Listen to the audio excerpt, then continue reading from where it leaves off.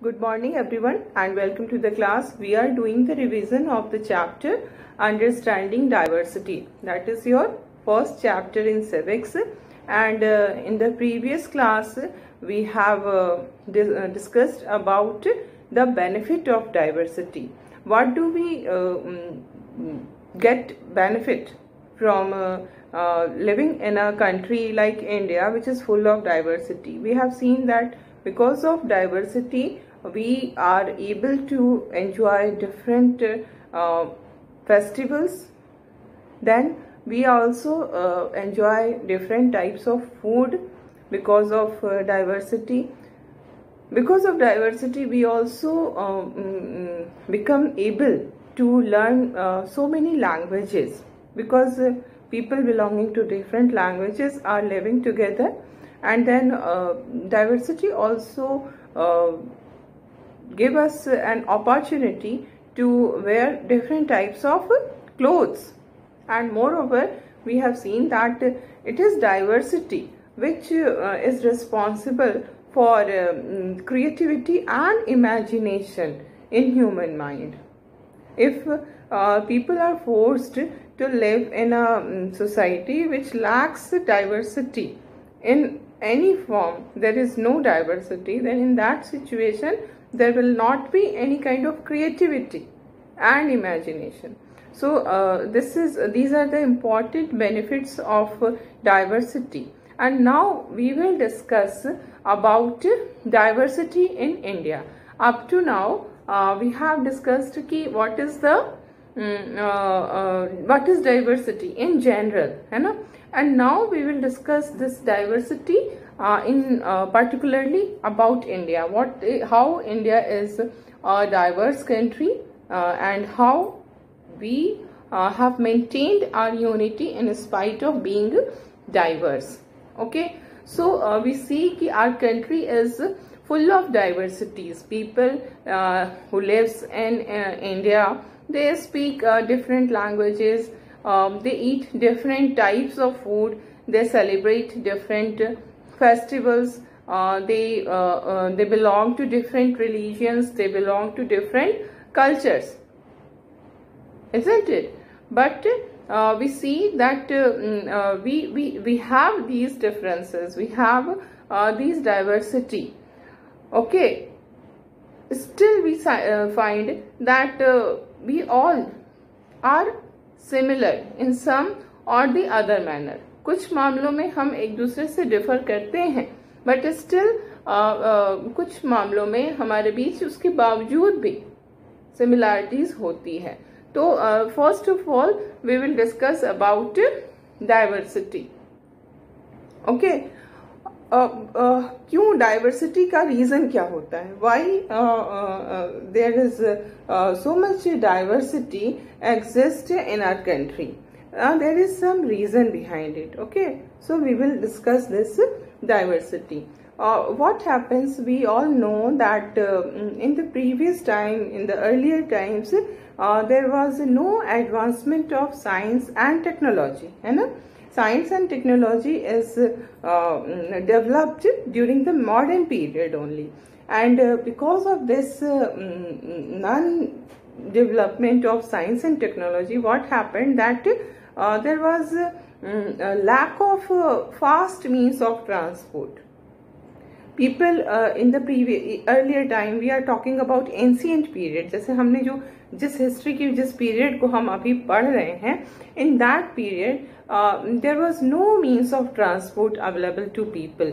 न तो वहाँ जैसे आज के समय में हमारा जो सबसे इम्पॉर्टेंट मीन्स ऑफ ट्रांसपोर्ट है, that is road transport, rail transport, air transport. But at that time बहुत था, road transport was present at that time, but rail transport, air transport तो बिल्कुल भी नहीं था. एंड रोड ट्रांसपोर्ट में भी जो व्हीकल्स थे, इंजन से चलने वाले व्हीकल्स होते हैं, that type of vehicles were not available. People use to move on their foot और people use to move on the back of the animals, है ना? So they were the chief means of transport at that time. So first of all we have seen कि there was जो means of transport थे, they were highly undeveloped in the ancient time. Now second thing we see कि even though people were living in ancient period, still they needed to move from one place to another. People used to travel. बहुत सारी ऐसी चीजें होती थी जिसके कारण लोग ट्रैवल करते थे. अगर if we compare the present condition and the ancient condition, we find कि जो ट्रेवलिंग होता था वो बहुत कम था, है ना. आज जितना हम लोग ट्रेवल करते हैं, जो ट्रैवलिंग की जो जिसको हम कहेंगे जो प्रोपोर्शन, पॉपुलेशन का जो प्रोपोर्शन ट्रैवल करता है वो बहुत ज्यादा है. उस समय भी ट्रैवलिंग होती थी, बट जो प्रोपोर्शन था ट्रैवलिंग करने वाले लोगों का, जो पॉपुलेशन था वो बहुत कम होता था. But people use to travel, है ना. लोग ट्रैवल करते थे, ऐसी बात नहीं है कि ट्रैवल नहीं करते थे. और वो कैसे ट्रैवल करते थे, जैसे हमने देखा ना when we were discussing about the chapter kings, pilgrims and traders and pilgrims, history में हमने पढ़ा, है ना. तो जो ट्रेडर्स होते थे वो ट्रैवल करते थे. They travel from one place to another. Why they traveled? Because they used to purchase something from one place and then they sold that thing in another place, है ना. तो ट्रेडर्स होते थे. इसी तरह से पिलग्रिम्स होते थे who used to travel to various places for the purpose of religion. जैसे जो रिलीजियस प्लेसेस हैं उनको वो विजिट करना चाहते थे. And in order to visit the religious places they travelled from one place to another. तो ट्रैवलिंग जो थी वो होती थी. ऐसी बात नहीं है कि ट्रांसपोर्ट का मीन्स नहीं था, बहुत डेवलप नहीं था तो लोग ट्रैवलिंग नहीं करते थे. पीपल यूज टू ट्रैवल, जैसे हॉर्स पे ट्रैवल करते थे, कैमल्स पे ट्रैवल करते थे, फूट पे ट्रैवल करते थे. एंड उस समय शिप भी होता था क्योंकि वाटर जो था वो बहुत बड़ा बैरियर था, है ना. जैसे बहुत बड़े बड़े सीज थे, रिवर्स था, वो दो प्लेसेस के बीच में वो हैं, तो वो एक बैरियर बन जाता है ट्रांसपोर्टेशन में. तो इस बैरियर को कैसे खत्म किया गया? Through ships. तो people use to travel by ships also. And why people use to travel? For the purpose of trade, for the purpose of religion. Sometimes they used to travel in order to search for livelihood, है ना. तो इन सब reason से लोग जो है वो एक जगह से दूसरी जगह जाते थे. एंड एज we know कि at that time the means of transport were not very developed. So what happened कि many times it happened कि जब people एक जगह से दूसरी जगह जाते थे तो वो वहीं पर सेटल कर जाते थे, है ना. क्योंकि उनको बहुत लंबी दूरी वो के बाद वो वहां पर पहुंच रहे हैं, बहुत सारे प्रॉब्लम्स को उन्होंने फेस किया है. Then they are reaching the place.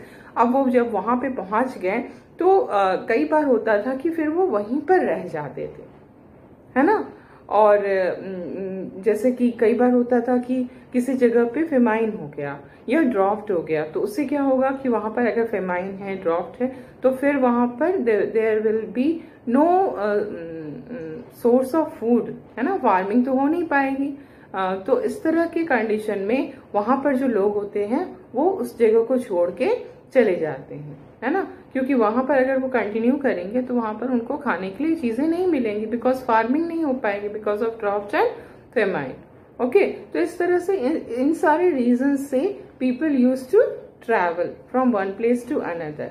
और जब वो ट्रैवल करते थे तो कई बार ऐसा होता था कि वो एक ही जगह जहां वो पहुंचे, है ना, वहीं पर वो रुक जाते थे, स्टे कर जाते थे कि अब फिर हम यहाँ से वापस नहीं जाएंगे. जैसे उनको ड्राफ्ट और फेमाइन के कारण अगर वो किसी जगह को छोड़ के दूसरी जगह जा रहे हैं, अब वहां पर वो सेट कर गए, उनको सारा कुछ एवरीथिंग इज फाइन देयर, तो what they will do, they will settle there, वहीं सेटल कर जाएंगे, फिर वो वापस नहीं आएंगे. इसी तरह से अगर कोई अपने लाइवलीहुड को सर्च करते हुए किसी एक जगह से दूसरी जगह पहुंच रहा है, वहां पर उसको लाइवलीहुड मिल जाती है, then he will stay there. तो इस तरह की चीजें जो थी वो होती थी. ओके. एंड जब वो एक नई जगह पे जाएंगे तो फिर क्या होगा? They will need a home in order to live. और जब वो घर बना करके रहेंगे वहां पर, और जब वो रहेंगे वहां पर तो क्या होगा कि they will learn many new things, क्योंकि now they are in a new place, है ना। अब वो एक नई जगह में है जहां पर कि वो रह रहे हैं।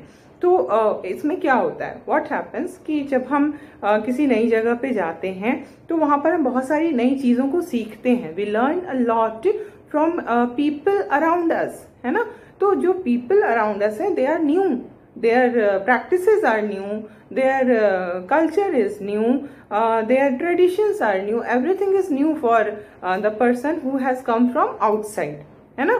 तो जो बाहर से इंसान आया है वो देख रहा है कि यहाँ पर लोग बहुत ही अलग तरह से काम करते हैं, एंड वो तो अपने साथ कुछ अपनी कल्चर, अपनी ट्रेडिशन, अपनी प्रैक्टिसेस को लेकर आया है ना। कुछ काम करने का जो तरीका हमारा होता है वो तो हम अपने साथ लेकर चलते हैं, बट जब हम किसी नई जगह पर जा रहे हैं तो वहां पर देख रहे हैं कि वो वहाँ डिफरेंट प्रैक्टिसेस अडॉप्ट की जा रही हैं। तो in that situation what happens कि जो आउटसाइडर आया है, जो सेटल कर गया नई जगह में, वो क्या करता है, धीरे धीरे न्यू प्रैक्टिसेस को अडॉप्ट करना स्टार्ट करता है, but he does not leave completely his old practices. ठीक है, अपनी ओल्ड प्रैक्टिसेस को भी वो रखता है और कुछ नई चीजों को भी, कुछ नई प्रैक्टिसेस को भी वो अडॉप्ट करता है। ठीक है, तो इस तरह से क्या होता है, एक बिल्कुल नई चीज आ जाती है सामने, जिसमें कि हमने अपने ओल्ड कल्चर, ओल्ड ट्रेडिशन के एलिमेंट्स को भी कुछ रखा है, और जो नई जगह पे आए हैं हम, वहां की जो कल्चर है, वहां का जो ट्रेडिशन है, उसके भी कुछ एलिमेंट्स को हमने ले लिया। और इस तरह से ये दोनों एलिमेंट, हमारा ओरिजिनल कल्चर और न्यू कल्चर, दोनों को मिला करके एक और भी नया तीसरी तरह का कल्चर जो है वो स्टार्ट हो जाता है। Are you getting it? We have discussed all these things, है ना। बट ये चीजें जो हैं वो अगर आप समझ लेंगे तो फिर कोई प्रॉब्लम नहीं आएगी। और यही रीजन है डाइवर्सिटी का, जो आज हम देख रहे हैं कि इतनी डाइवर्सिटी हमारे कंट्री में है, वो क्यों है, इसी कारण से है। और इसको हम एक एग्जाम्पल से बहुत अच्छे से समझ सकते हैं कि किस तरह से नया एक कल्चर स्टार्ट होता है। ओके, सपोज वी नो कि नॉर्थ ईस्ट का एक बहुत ही फेवरेट जो आइटम है, फूड आइटम है, दैट इज मोमोज, है ना। मोमोज जो होते हैं वो नॉर्थ इंडिया में लोग, नॉर्थ ईस्ट में वहाँ का वो बहुत फेमस फूड है नॉर्थ ईस्ट का। अब ये नॉर्थ ईस्ट का फूड जो है वो कहाँ पहुंचा है, वो इंडिया के अदर पार्ट्स में पहुंचा है। और जैसे कि हम लोग, we are in the northern part of the country, Varanasi lies in the northern part of the country. अब हमारे पास भी वो नॉर्थ ईस्ट का मोमो हमारे जगह में भी मिलने लगा। अब क्या हुआ कि वो ओरिजिनली जिस फॉर्म में वहां पर बनता है उस फॉर्म में मिला, लेकिन धीरे धीरे उसमें कुछ वेरिएशंस आने लगे। उसमें उसको फ्राई कर दिया जाता है, फ्राइड मोमोज। ये क्या है, ये नॉर्थ इंडिया का एलिमेंट को हमने नॉर्थ ईस्ट के जो ओरिजिनल चीज थी उसके साथ हमने मिक्स कर दिया, और इस तरह से फ्राइड मोमो जो बनकर तैयार हुआ वो बिल्कुल ही एक नया आइटम है ना। इसी तरह से मोमोज के और भी बहुत सारे वेरिएशंस हमें देखने को मिलते हैं। ये वेरिएशंस क्यों आते हैं, क्योंकि ओरिजिनली तो वो एक ही तरह से बनता है, बट जब वो different parts of the country में पहुंचता है तो उस पार्ट ऑफ कंट्री का जो एलिमेंट है फूड के रिगार्डिंग, वो उसमें मिक्स हो जाता है और फिर हमको वो एक नए फॉर्म में दिखाई देता है। तो इस तरह से this is how a new practice और अ न्यू ट्रेडिशन और अ न्यू कल्चर इमर्ज, है ना। इसी तरह से ये हमने बहुत छोटा सा एग्जांपल लिया। इसी तरह से हमारे जो कई सारे प्रैक्टिसेस हैं, ट्रेडिशंस हैं, वो भी हम इसी तरह से नई चीजों को अडॉप्ट करते हैं, बट कंप्लीटली अडॉप्ट नहीं करते हैं, अपनी पुरानी चीज के एलिमेंट को भी उसमें कंटिन्यू करते हैं। ओके, तो इस तरह से एक नए एलिमेंट की स्टार्टिंग होती है, एक नए कल्चर की स्टार्टिंग होती है। ऐसे ही अगर हम लैंग्वेज में भी देखें तो इसी तरह से वेरिएशन आ जाता है। जैसे एक ओरिजिनल लैंग्वेज होती है किसी जगह की, हम उस लैंग्वेज को बोलते हैं, now I have left that place and now I am in a new place, and in this new place what we find कि पीपल स्पीक डिफरेंट लैंग्वेज। तो हमारा लैंग्वेज कुछ और है, बट यहाँ पर लोग कुछ और लैंग्वेज बोल रहे हैं। तो अब क्या होता है, वो दैट इज कॉल्ड मिंगलिंग, है ना। मिंगलिंग हो रही है, वहां यहाँ का लैंग्वेज और हमारा ओरिजिनल लैंग्वेज, ये दोनों धीरे धीरे मिलने लगते हैं और इससे एक नया लैंग्वेज जो है वो स्टार्ट हो जाता है ना। तो this is mix of old and new. जो हमारा पुरानी चीज है और जो हमने नई सीखी है, उन दोनों को हमने मिला दिया और एक नया एलिमेंट जो है वो स्टार्ट हो जाता है. This is called intermixing of culture. Okay,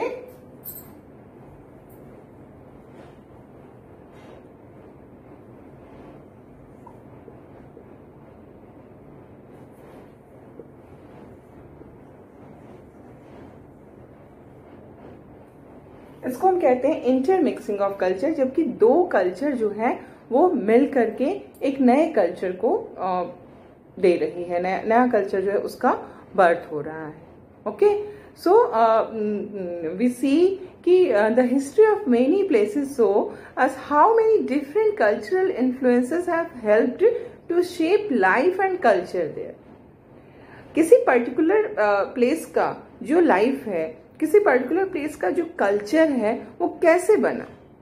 What are the factors which are responsible for the culture or the life at a particular place? There are many influences, है ना. बहुत सारे फैक्टर्स होते हैं जो उसको इन्फ्लुएंस करते हैं और उन फैक्टर्स से इन्फ्लुएंस्ड होके ही वो उसी तरह का शेप हो जाता है. ठीक है, तो हम जिस रीजन में रहते हैं वो क्या होता है, वो रीजन हमारा एकदम डाइवर्स हो जाता है क्योंकि वहां पर बहुत सारे फैक्टर्स काम कर रहे हैं.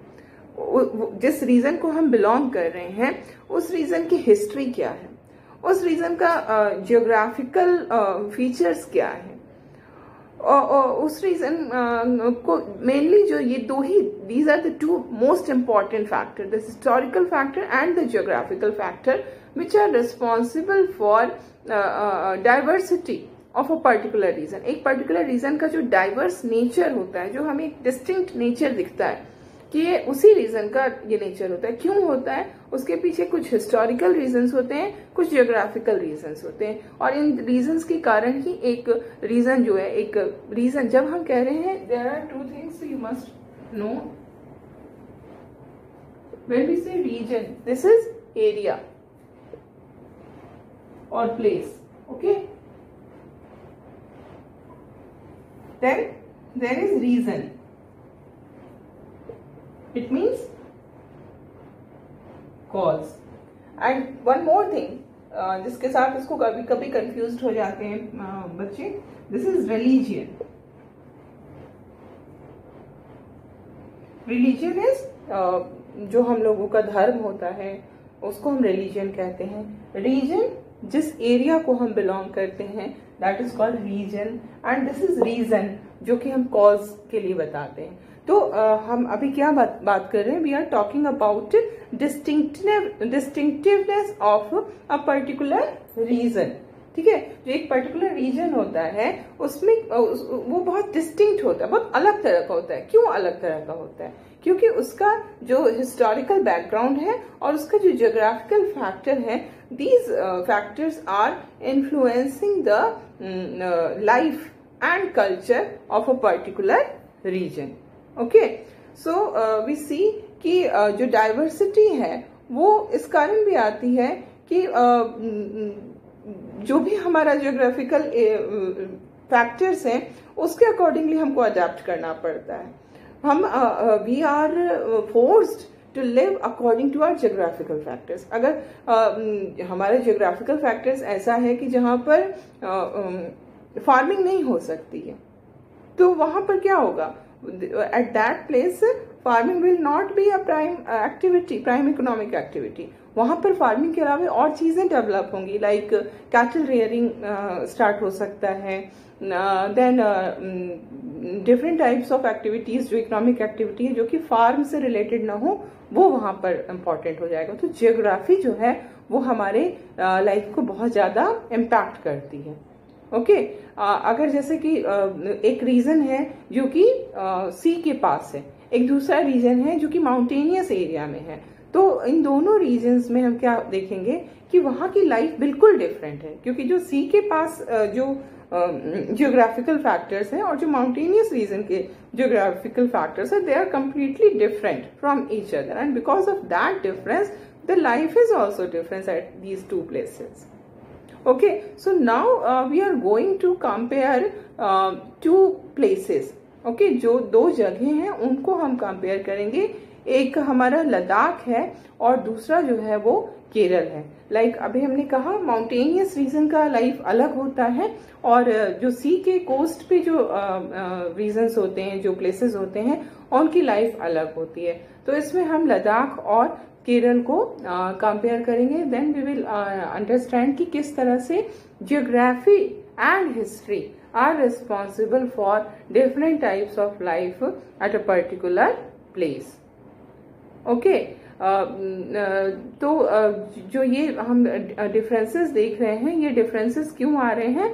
हिस्ट्री और जियोग्राफी के कारण. हिस्टोरिकल जो हमारा बैकग्राउंड है, जो जियोग्राफिकल फैक्टर्स हैं, they are influencing our life. Because of that, we are wearing a particular type of dress at a particular region, we are eating a particular type of food, we are doing a particular type of work.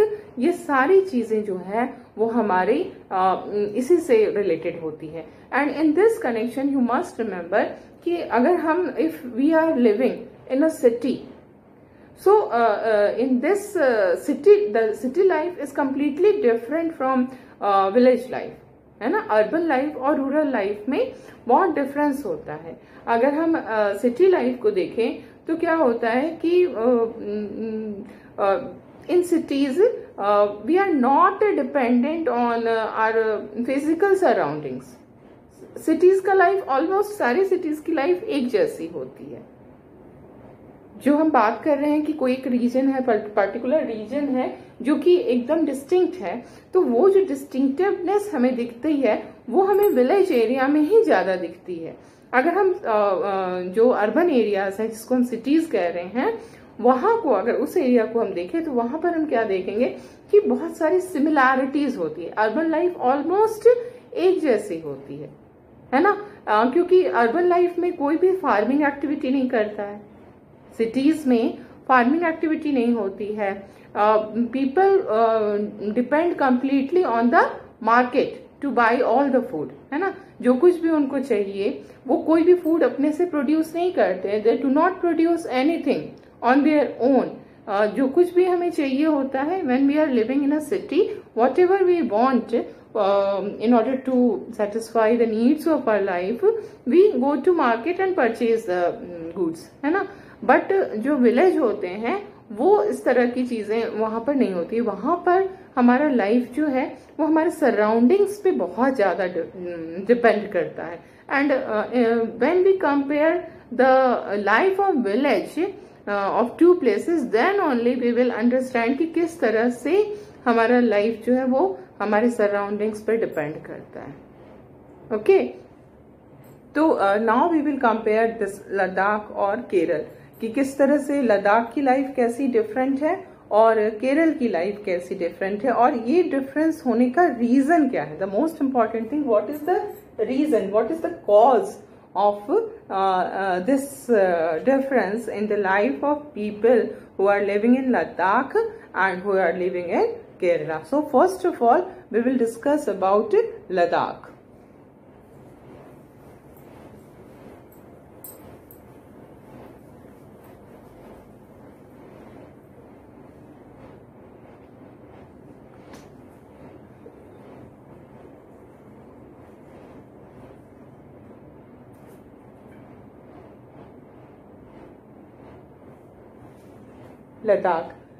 Ladakh is in the northern part of the India, जो सबसे north में है.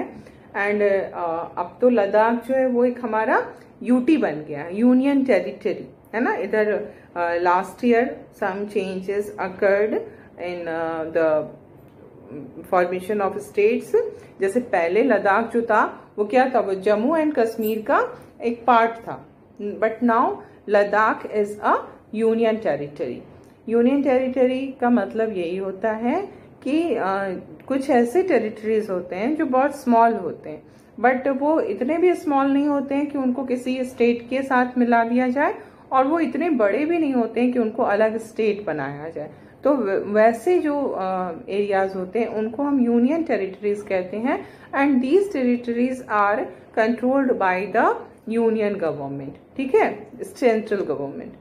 तो अब लद्दाख जो है वो एक यूनियन टेरिटरी है और ये हमारे कंट्री के नॉर्दर्न पार्ट में जो ईस्टर्न साइड है, नॉर्थ में बिल्कुल नॉर्थ जो हमारा पोर्शन है उसमें जो चाइना के साइड वाला पोर्शन है that is Ladakh.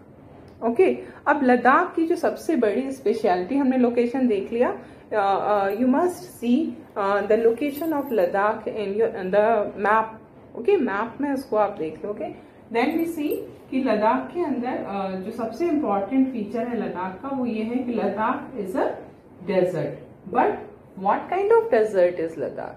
Ladakh is a snow desert. Okay, it's a snow desert.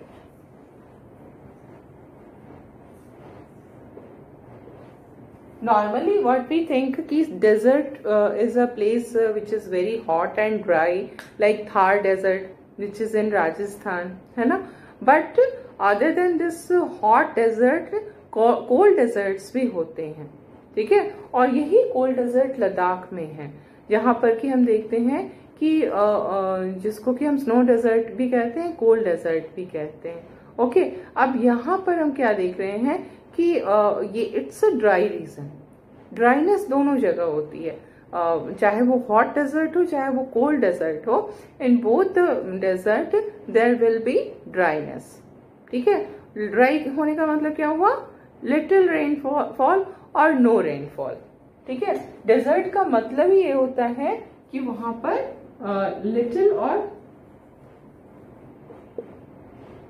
Little rainfall और नो रेनफॉल, ठीक है। तो when there is no rainfall और little rainfall, then can you imagine we can do agriculture at that place? No, agriculture is not possible in the absence of rainfall, क्योंकि जब rainfall नहीं होगा तो फिर soil will not be suitable for agriculture. Okay, तो what we find कि for a large part of the year the whole Ladakh is covered with snow, क्योंकि ये बहुत ज्यादा वहां पे ठंडक होती है, टेम्परेचर बहुत बहुत डाउन होता है और रेनफॉल बिल्कुल भी नहीं होती है। और मोस्ट ऑफ द पार्ट जो है वो मोस्ट ऑफ द ईयर्स के जो मोस्ट ऑफ द मंथ्स होते हैं, ईयर के मोस्ट ऑफ द मंथ्स में वो हमेशा स्नो से ढके रहते हैं।